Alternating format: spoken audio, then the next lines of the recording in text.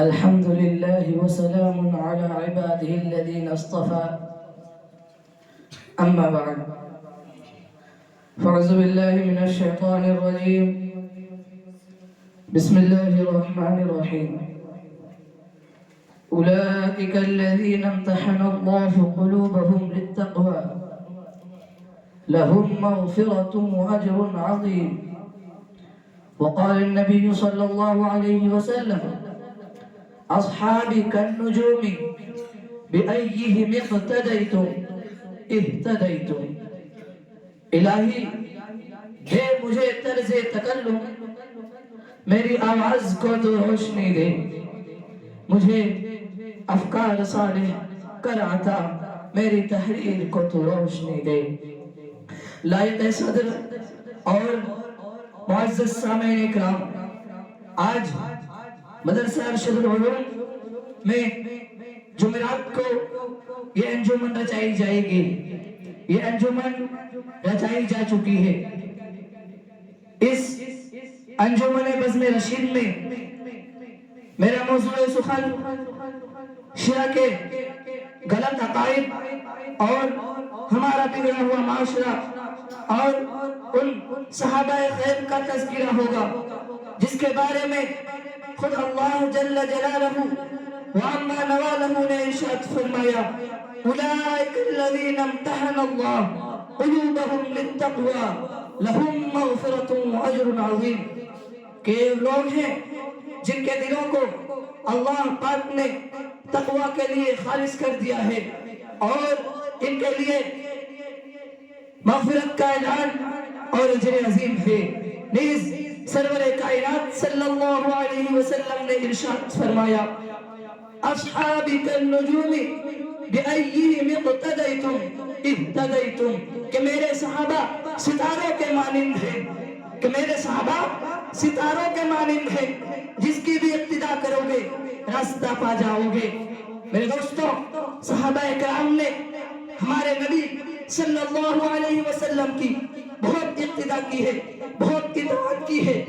قرآن میں اللہ تعالیٰ فرماتا ہے قُلْ إِن كُنتُمْ تُحِبُّونَ اللَّهَ فَاتَّبِعُونِي يُحْبِبْكُمُ اللَّهُ. کہ اے محمد صلی اللہ علیہ وسلم آپ کہہ دیجئے اگر تم اللہ سے محبت کرنا چاہتے ہو تو میری اتباع کرو، اللہ تم سے محبت کرے گا. اگر ہمارا کھانا سنت کے مطابق ہوگا تو اللہ ہم سے محبت کرے گا. اگر ہمارا پینا سنت کے مطابق ہوگا تو اللہ ہم سے محبت کرے گا. اگر ہمارا اٹھنا بیٹھنا سنت کے مطابق ہوگا تو اللہ ہم سے محبت کرے گا. اگر ہمارا چلنا پھرنا سنت کے مطابق ہوگا تو اللہ ہم سے محبت کرے گا. اگر ہماری زندگی سنت کے مطابق ہوگی تو اللہ ہم سے محبت کرے گا. میرے دوستو، خالق و مالک رب ذوالجلال کا یہ دستور رہا ہے کہ انسانوں کی ہدایت کے لیے کم و بیش 1,24,000 انبیاء اکرام کو بھیجتا رہا.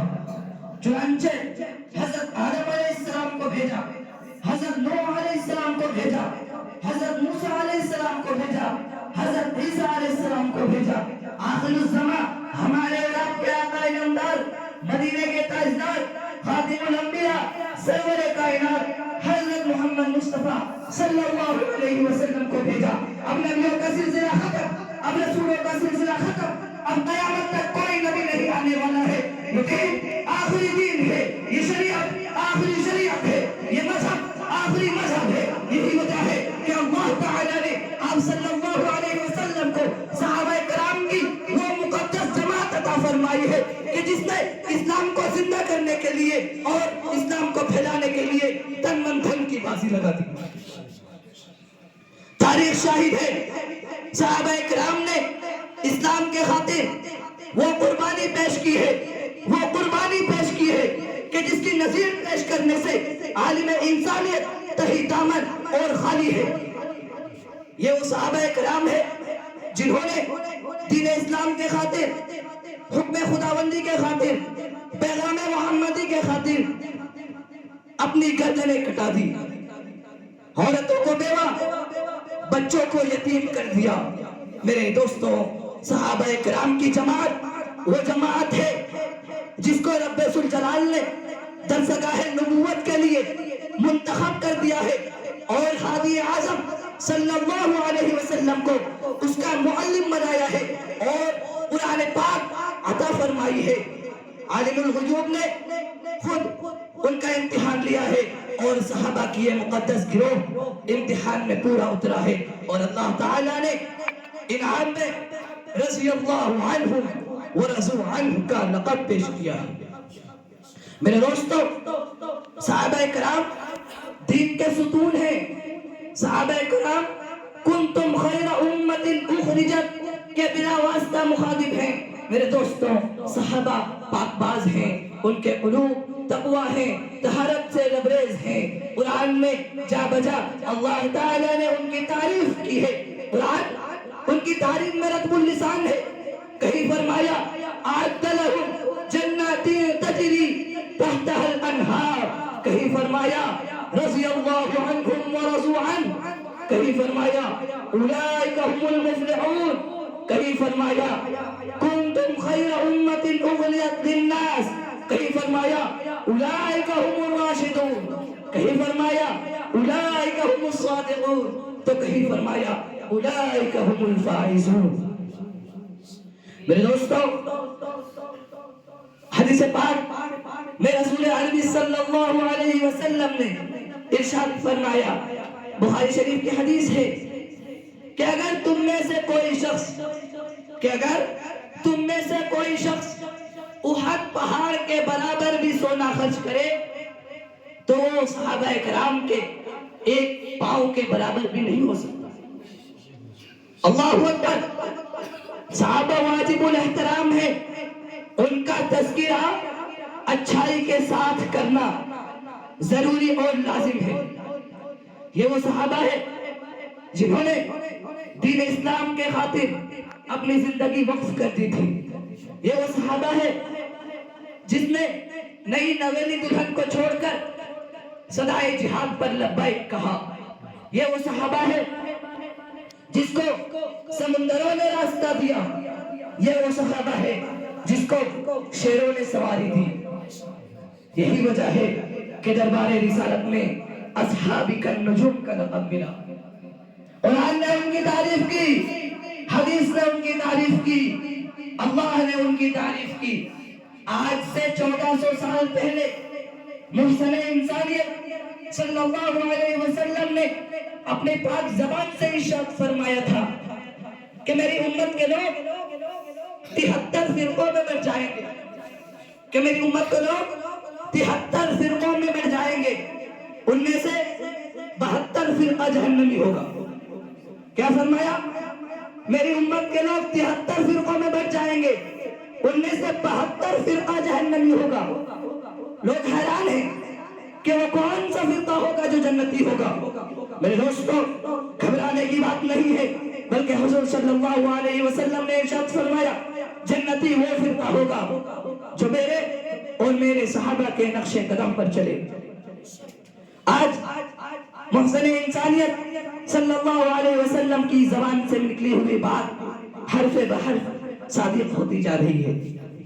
آج طرح طرح کے رسم و رواج ہمارے معاشرے میں پائے جاتے ہیں، طرح طرح کے نام ہمارے معاشرے میں رکھے جاتے ہیں۔ کوئی علی بخش نام رکھتا ہے، کوئی پیر بخش نام رکھتا ہے، کوئی عبد النبی نام رکھتا ہے، کوئی سالار بخش نام رکھتا ہے، اور ان کا ماننا ہے، ان کا عقیدہ ہے کہ اس کو پکارنے سے اللہ ملتا ہے، اس سے مدد مانگنے سے اللہ کی مدد ملتی ہے۔ یہ ہمارے قیامت کے دن سفارشی اور وکیل ہیں، کہ ہمارے قیامت کے دن سفارشی اور وکیل ہیں۔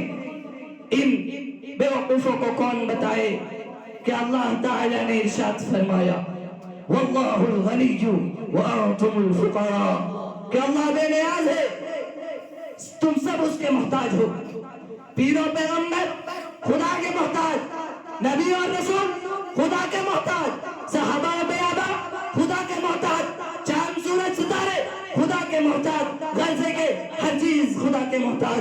کسی نے شاعری انداز میں کیا خوب کہا ہے کہ خدا فرما چکا ہے قرآن کے اندر، خدا فرما چکا ہے قرآن کے اندر، میرے محتاج ہے پیر و پیغمبر، نہیں طاقت میرے سوا کسی میں جو کام آئے تیرے بسی میں۔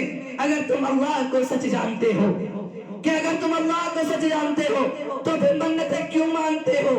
تمہیں یہ تورے بد کس نے سکھایا؟ تمہیں یہ تورے بد کس نے سکھایا؟ محمد نے ہے یہ کہاں بتایا؟ میرے دوستو، آج لوگ غلط غلط عقیدے رکھتے ہیں۔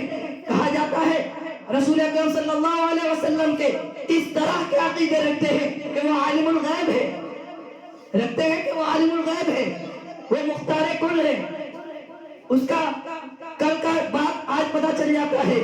میرے دوستو، کیا صحابہ کرام نے آپ صلی اللہ علیہ وسلم کو عالم الغیب جانا؟ کیا صحابہ کرام نے غیر اللہ سے مرادیں مانگی؟ کیا صحابہ کرام نے آپ صلی اللہ علیہ وسلم کو حاجت روا مشکل کشا سمجھا؟ کیا صحابہ کرام نے قبروں پر دھوم دھام کیا؟ کیا صحابہ کرام نے گانجا باجا کیا؟ نہیں نہیں، ہرگز نہیں، بلکہ صحابہ کرام پاک باز تھے، صحابہ کرام کے قلوب تقویٰ تھے، صحابہ کرام طہارت سے لبریز تھے۔ میرے دوستو، آج ہمارے اندر بہت سی خرابیاں ہیں، بہت سی خرابیاں ہیں۔ ہمارے اندر جھانکنے کی ضرورت ہے، ہمیں اپنے اندر جھانک کر دیکھنے کی ضرورت ہے۔ آج لوگ اپنے اوپر نہیں دیکھتے، آج لوگ اپنے اوپر نہیں دیکھتے، دیکھتے ہیں کہ سامنے والا کیا کر رہا ہے۔ میرے دوستو، آج کہ اس بگڑے ہوئے معاشرے میں اللہ تعالیٰ ارشاد فرماتا ہے جاء الحق وزهق الباطل، کہ حق آ گیا تو باطل نیست و نابود ہو گئی۔ اگر باطل نمرود کے شکل میں آیا تو حق ابراہیم خلیل اللہ کے شکل میں آیا۔ اگر باطل فرعون کے شکل میں آیا تو حق موسیٰ کلیم اللہ کے شکل میں آیا۔ اگر باطل کفار و مشرکین کے شکل میں آیا تو حق رسول عربی صلی اللہ علیہ وسلم کے شکل میں آیا۔ اگر حق دشمنان اسلام کے شکل میں آیا تو باطل، اگر باطل دشمنان اسلام کے شکل میں آیا تو حق اسلام کے شیر ببر علماء کرام کی شکل میں آیا۔ میرے دوستو، وقت بہت کم ہے، اس لیے میں اپنی تقریر کو یہیں پر ختم کرتا ہوں۔ وآخر دعوانا ان الحمد للہ رب العالمین۔